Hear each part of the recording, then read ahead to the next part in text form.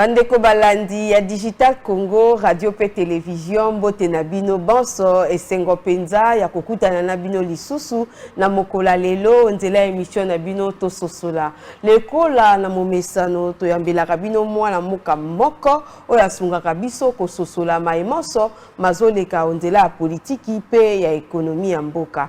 Lelo, to yambi mwana mboka Barnabé, ye nde akosunga biso to sosola, maemoso mazoleka nzela ya politiki, mingi pe na dossier etali d'émission topé motion contre Vital Kamerhe.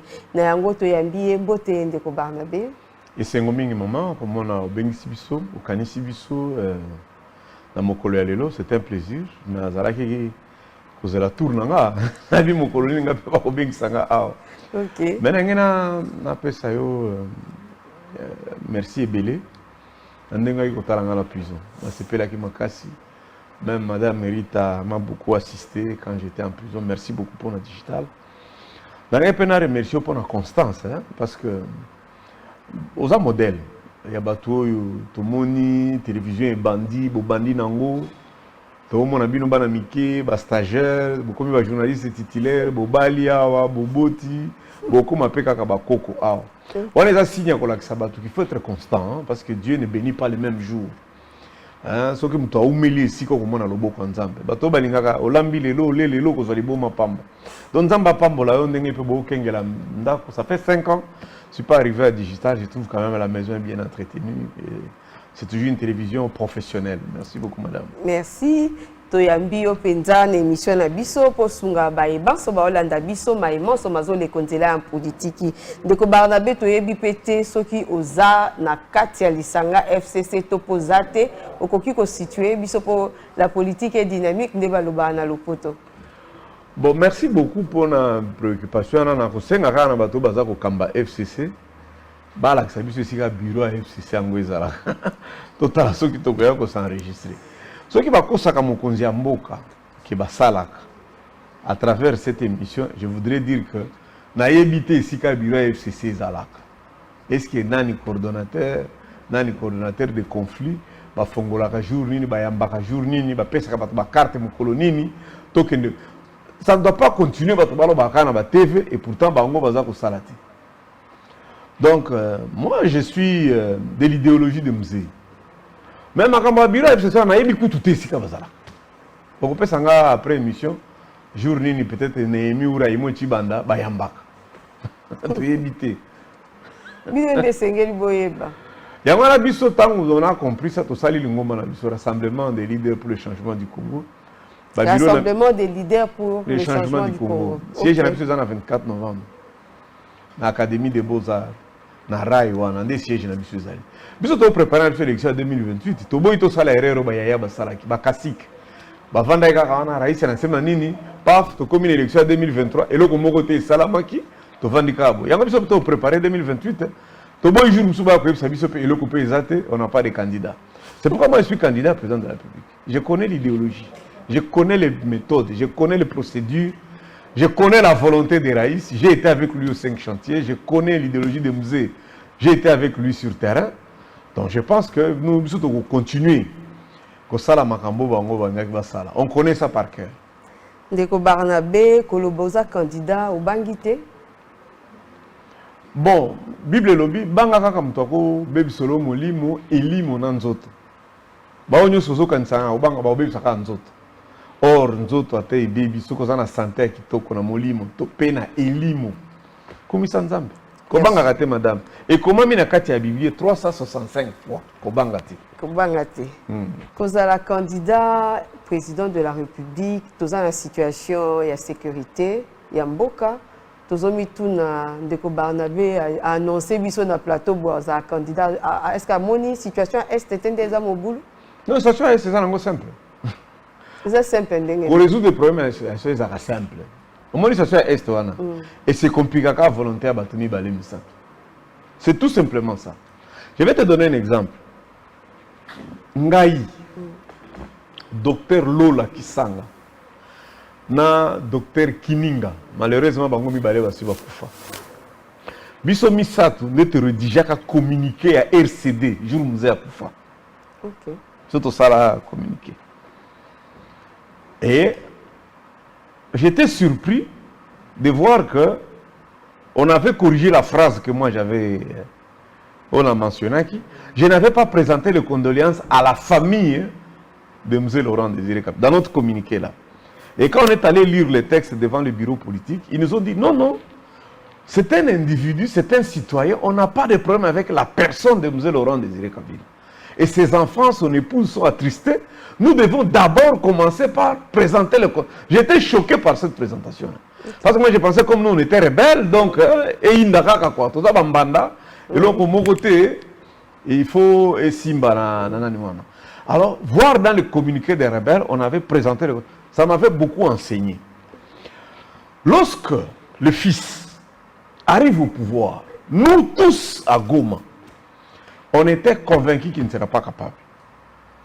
On reçoit deux personnes, la délégation du RCD, lui Michel et Dominique de Villepin. À l'époque, Dominique de Villepin, il était ministre des Affaires étrangères de la France. À l'issue de la réunion, parmi les commentaires, d'ailleurs des Lions, les journalistes des Lions ici, Azad Diana Goma, Azad Radio Okapi, Atuna Dominique de Villepin, Joseph Kabila parle quelle langue? Dominique avait dit, il parle un très bon français, un bon anglais. Et il connaît les dossiers. On pose la question à lui, Michel. Mais vous avez soutenu Michel Alobaka, il maîtrise les dossiers, il y aura la paix dans peu de temps. Pourquoi? Parce que quand Kabila est arrivé au pouvoir, Alobaka, je serais parti, il y aura la paix.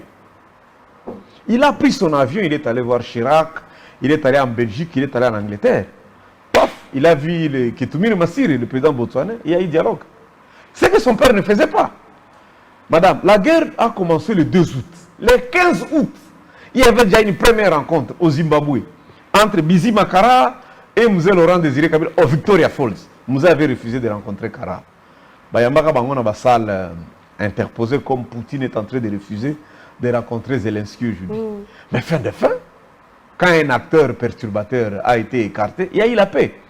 C'est-à-dire qu'au moins, Makambo et Salemana Est, ils ont la volonté à battre Balé Misato.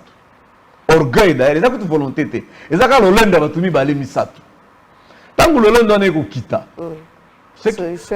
Parce que nous sommes tous des enfants du même pays. Batumi Balé Misato et Bomi autant des Congolais.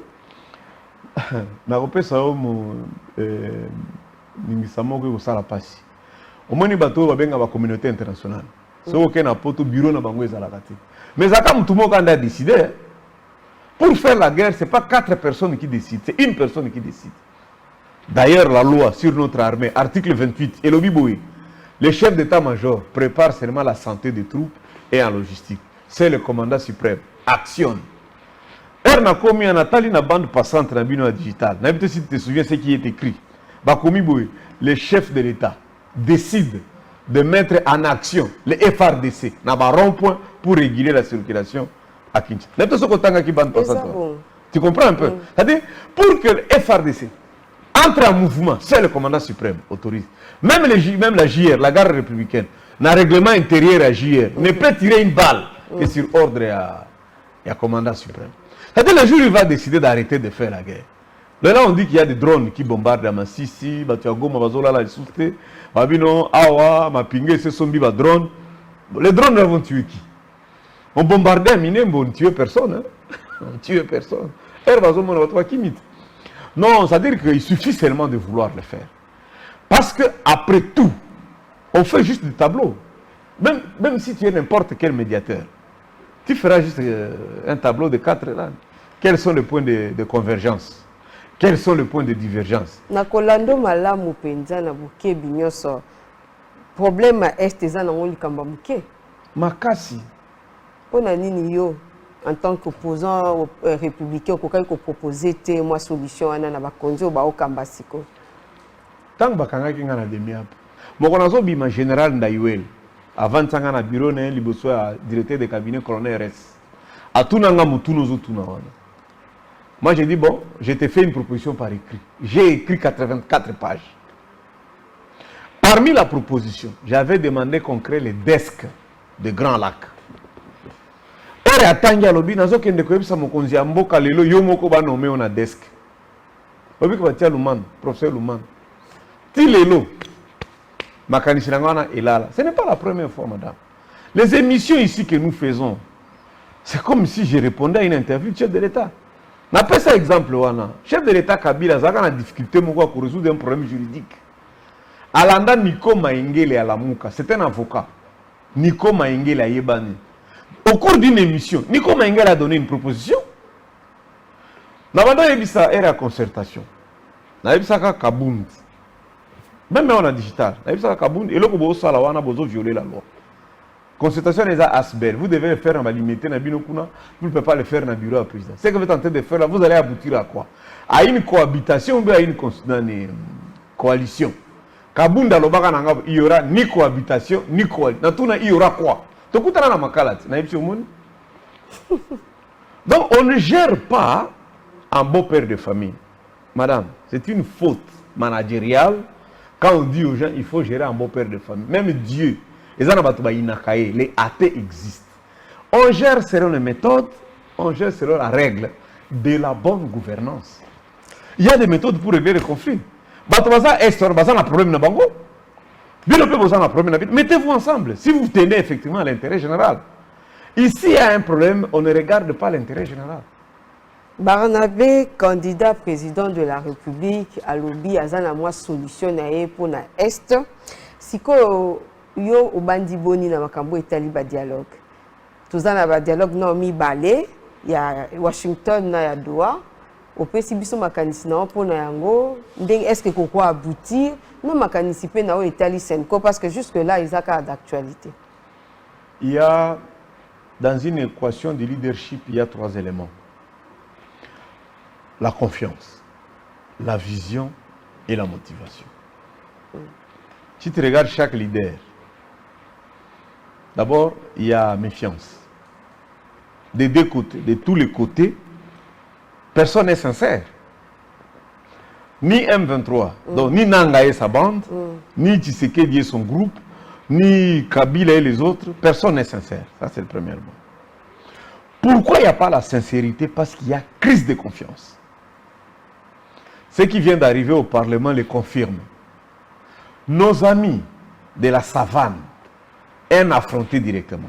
Je les félicite, hein, parce que c'est la première fois dans une histoire où on viole. Nous avons remarqué que dans la Pichi, il y avait de mauvaises signatures. Mais on a poursuivi. On y reviendra peut-être. Mais écoute un peu cette histoire ici. Qui signe la pétition? Quelqu'un de l'UDPS. Donc quelqu'un de la savane. Qui préside l'Assemblée nationale? Quelqu'un de la savane. Qui préside la commission? Quelqu'un de la Fazane. Contre quelqu'un de montagne. Alors, les montagnards ont ce qu'on appelle comme stratégie de contournement. Parce que chez nous, les obstacles sont dans des reliefs. Parfois, tu ne sais pas le voir. Il faut avoir une technique de contournement. Mais nos amis de la savane, ils savent voir les lions, ils savent voir ceci. Ils affrontent et eux n'ont pas de chasse, comme les forestiers. Les forestiers, il faut pas ça là, piège, mais quelqu'un de la savane, il attaque directement. C'est pourquoi ils sont des bons boxeurs.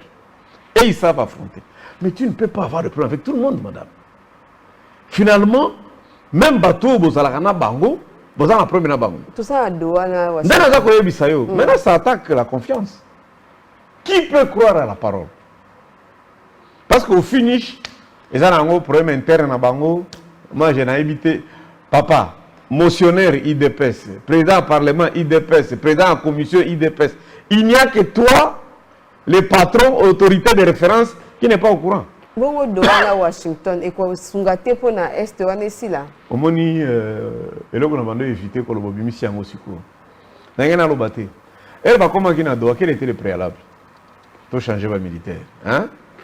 Au vu que Mme Soumino qui a il y a 1257 militaires. Tu es au courant de ça, non? Parce que nous avons un reportage. Est-ce que c'est mon inverse? Ça l'inverse. C'était le gouvernement n'a jamais libéré les 700 militaires à M23. Comment on faire confiance pour toi qu'il y a un préalable à Mbali? Donc, ils ont bloqué. Par manque de confiance. La parole ici n'est plus respectée. C'est-à-dire que comme la deuxième étape, on ne sait pas là où nous allons. Il y a un gars qui va babunda. Babunda. Ah oui, on a mobile abeta. On a mobile abeta. Bon, Washington, Missika, Penza, États-Unis, d'accord, pesa mal. Moi, l'Indo la comédie de Angola. Le collab américain, bah, qui va type au Kosabiso. Hein? Bah, type au Kosabiso. Congolais, bah, Kosa américain.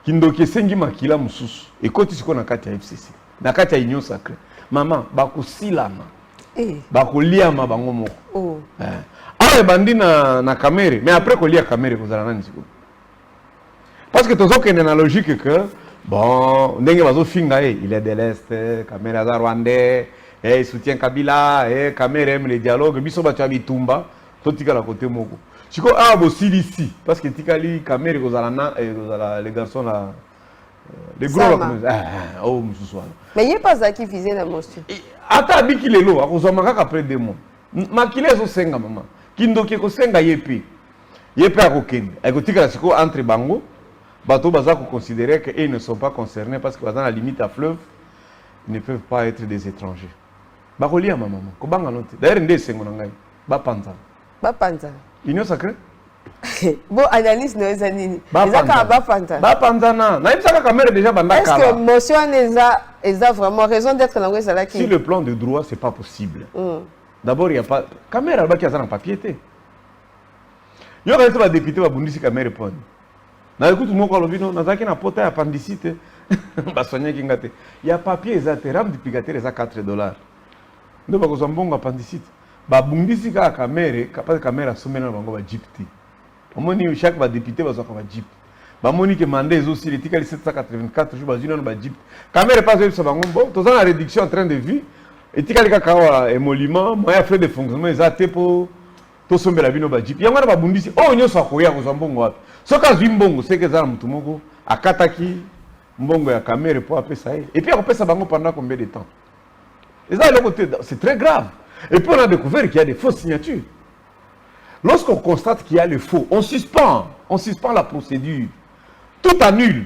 D'ailleurs tout est mais balobi oui garçon yazalaka DG à ce qui CCTV Jean-Jacques Mamba.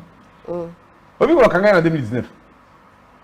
Bakanga kenda kana kilo sans sous-vêtements, zalaka pas juge en kilo sans sous-vêtements. Tu te souviens non? Jean-Jacques Mamba. On l'avait accusé de quoi? De fausses signatures dans motion.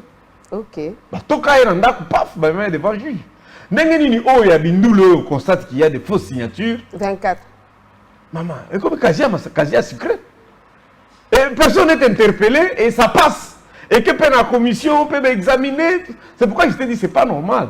La motion de l'IDPS. Président intérimaire IDPS, président de la commission IDPS. Et puis vous dites que vous ne connaissez rien. Naibisaka kamere, libala oyo mobile akota kana chambre no lisusu. Kende no couvent, bima kuna yaka. Ayawa a soutenir ngai. A soutenir yo.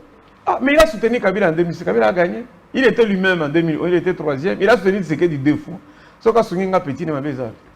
Ah, donc, il y a communiqué à faiseur de président. Mais parce que tout le monde dit que chance est comme président ici. Ici. Ah, vous savez. Donc, il y a une caméra, on a comme un chapelet, Milaï, le Kambongo. Il ne saura plus faire l'opposition. Il y a une caméra, ça marche. D'ailleurs, il y a un discours. Et si il y a entre-temps, je reste dans la famille de l'Union. Kouloutoué, Maseke, Kwei, caméra, il y a ah, caméra. Au moins, tu as commis un message. Qui caméra tika la prison. Nenge bolojalo baka bemba ya solo ba imoto tika na CPI. Caméra. Au Komolo bao et je reste dans l'union. Tu auras quoi là-bas? C'est à peine qu'on va t'inviter dans des réunions avec toi aussi.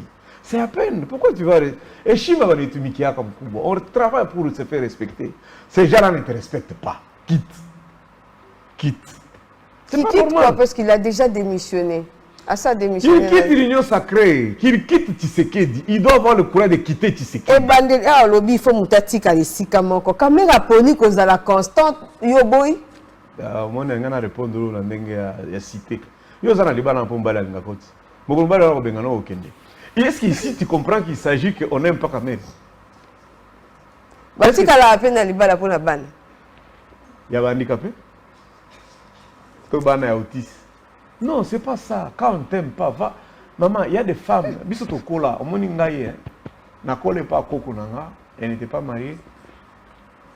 Basio ba bota ba kolisa bana mango bazali. Tu ne peux pas taper une femme peatika na libala wana. Il n'y a pas de violence conjugale parce que bana bazali. Yo sikoyo o sala buzoba nyonso, o tia bazemi baleki ya mwasi na yo, o tia ba domestique. Pour moi c'est atika kaka wana parce que pour les enfants, bana ngo ba kola te. Les premiers étrangers de la famille sont les enfants, tu ne comprends pas ça? Et je te dis que dans 10, 30 ans, bana va dans ndako no bakoye bakutu komono. Bakobanga kutu ko so komona yo, bana na mais maintenant dans la donc on ne peut pas rester pour ça. Mais c'est question de valeurs et de principes. Tu ne peux pas être dans un groupe où il a tout donné. Je te dis aux élections de 2018, c'est Kamere. Si Kamere restait candidat président en 2000, il gagnait. Avec Abeta Chadar, il y a normal. À céder. 2023, va dribbler. À Zongi, na Mali, à Kouta Makala, na Mukongo, en 10 000 sous. À Tambola, mon kilimo, mazo défendre l'un. Ah, père, et je reste encore un an. Donc, au poste tenir Anthony. Ah! Vraiment. Mbata, auto, kabouya, ndoko. Si quoi en 2028, tu fais quoi pour ça? Yo, yango ponia, ouweli déjà yane ko soutenir yo. Mais ce caméra est ko soutenir 84. 84%. Nako beta, donc même Ronsard to au Moulouba bakotia na seni wana, il ne sera pas confronté. Ah, kokate. Nako gagné kao ya bakolit. Bon, je vais gagner. Totika ina mamba Kamere to landi honorable Bitakwira. Yé a pesi conseil à lobby. Asengi kukutu asengeli Kamere pardon lobby ngongango eza yango te ya olongola Kamere. Inquiétude de cause année. Les griots, on l'a même empêché de parler, tu sais. Dans l'Assemblée, lui qui est un doyen depuis 2006, il est là. Bapekisi alors. Naebisaka bango. Kabila était sincère. Si Sabidim, homme de parole, vous l'avez combattu. Le karma existe. Au moins, laquelle vous m'avez? Maman, nanute. Et là, vous avez la bango, vous aurez des problèmes. Je te dis, ils auront des problèmes. Ils ont menti. Oh. Parce que moi, je suis situation où Yamboka et Zosenga Kendeko Kamere Atikala pour total nan est primordial plutôt que to kende na ba intérêt. Babilo kwa mike le quoi koko isa Kamere. Tant qu'on est marié dans ma cala, c'est primordial. Ça, c'est une distraction. Le problème avec les combats, c'est qu'on a une vérité. On estime que Kamere ne peut pas présider l'Assemblée au moment où sa circonscription sous contrôle des rebelles. Et pendant les vacances, il y a qu'un Darapoto. Bitakwira Zako Banga parce que Ouvira n'a pas Kweya. Kalamingi te soki babundi, si lui aussi perd Ouvira, circonscription n'a pas payé. Il n'est pas long depuis. Okolobanini, balingaka mwasi, balingaka bana te. Soki maman na bino akufi, papa akobala mwasi musa kolinga bino te. Makango maman apesaka bana kombo te. Soki papa na bino atikeli bino kombo te, koya kolata kombo mbanda te. Nde komi problème na bango, circonscription na bango ekomi na maboko ba rebelle.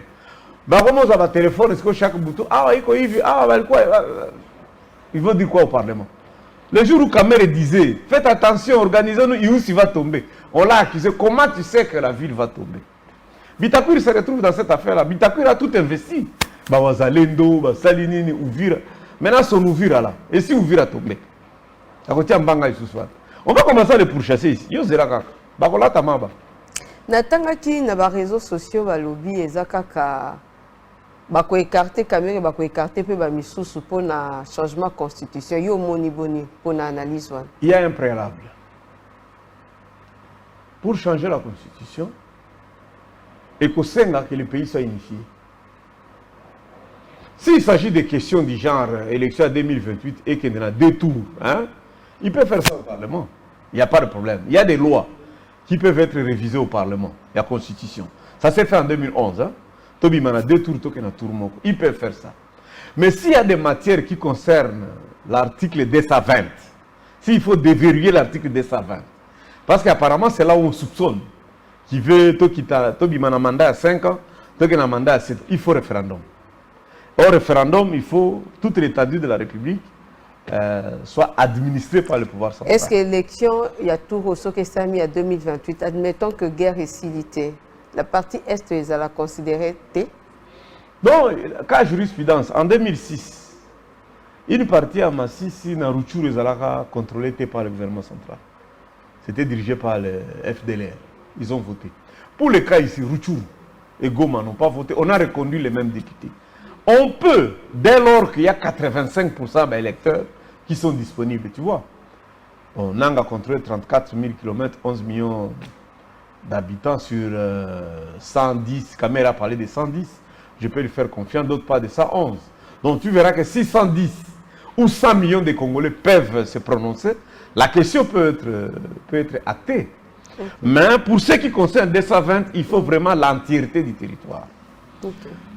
Moi, je sais que ce qu'il le fera, mais il n'en bénéficiera pas. Il verra Cana, mais au côté. À réviser Nengalini, ce qu'on appelle 7 ans. Tant mieux, j'aurai 14 ans de règne. Mais on peut 7 ans, tu sais, 7 ans, c'est que tu bandes makamba zéro. Maman, ngande na kobanda. Au moins 7 ans, liboso, et que ça l'engaille, que ça la dissous yéti.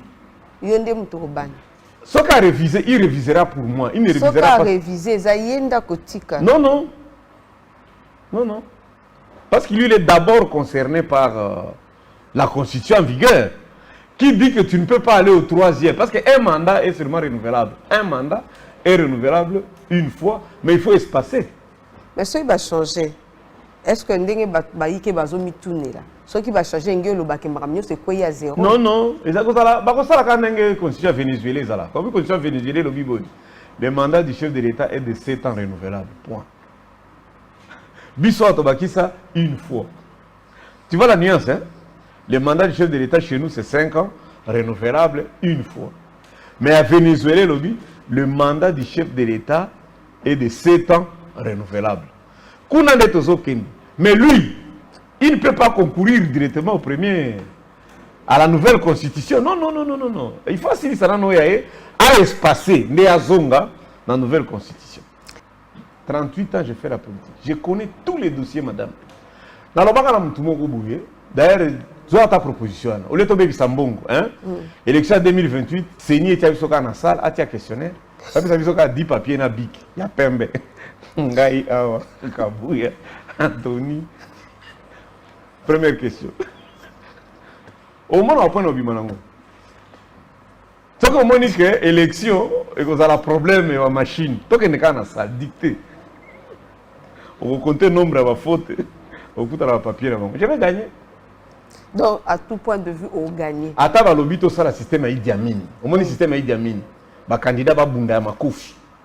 On gagne. Pour Idi Amin, il y a que Bamboka est bunda entre Bango. Le président Bolongo Lika Bilamba Boubaki Narim. Ouais, Betty Moningam. À ta toke peine la formule, on a bêta Bango. Tout candidat qui se présentera devant moi, est à la physiquement, est à la intellectuellement, on a bêta. Je suis prêt. Mais si tu es au quotidien terrain, tu es bien, l'élection à Bissopé, quelque part, ils ont la moi, tu as bengango, na lopoto relation interpersonnelle, topé, s'occuper à caractère tribal, on peut le dire. Si tu es aux amakasi na bandundu, aux amakasi na côté nyoso, aux oli qui a penza qui est collé canayo, ils assurent ma casse. Ils sont entourés na bato oyo bakozala bakomemayo penza pour na collé na présidentielle. Les vrais Nekongo, hein, Bandundu, ancien province à l'opposé, Nekongo, Kinshasa et Bakongo. Les vrais Nekongo. Même en Guinée équatoriale, na Gabon, na Cameroun, et Belé Bazalaka en Amérique latine. Les vrais Nekongo. Les vrais Nekongo, les Portugais. Hein, tu as Joao, ce qui était dirigé par le roi Joao. Bakenda Guinée équatoriale. Si comment on va ça moni ba Congo to mona ka oyo ba de unkusu oyo ba Cristiano Sapweno ba uta masisi. Uta masisi. Bazaka ba Swahili. Donc bazwa bango kuna ba eba saye ko sala chemin de fer ya. Mwanda boma matadi. Bango nde basala bilanga liboso ba kakao. Ya so. Bazala ka batu kuna. Donc, aux années sur les Congo, on a bango penza. D'abord, vous avez un matriarcat, non? Ok. D'accord. Et puis, tu es équateur, vous avez un amongo. C'est mes frères. Donc, il faut calculer déjà. En termes même de pourcentage. Oh. Je connais, au moins par exemple, Grand Bandundu. Oh, ça va révélation, Grand Bandundu, ça a 12% d'électeurs. 12%. Tous les 3 provinces là.